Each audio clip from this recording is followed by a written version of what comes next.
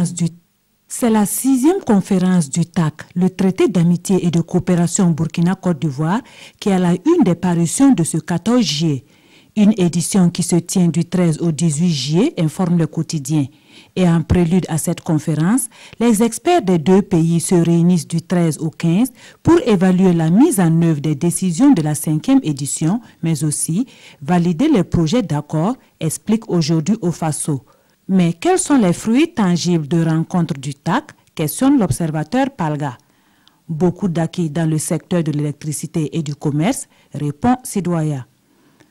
Hors du Burkina, 38 nouveaux charriers ont été découverts en RD Congo. Cette découverte faite par les Nations Unies porte à 80 le nombre de charniers découverts depuis août 2016, informe Sidoya. Le pays interroge alors, le Kansai est-il un cimetière à ciel ouvert? Question légitime selon l'observateur Palga, qui explique que chaque semaine apporte son lot de découvertes macabres.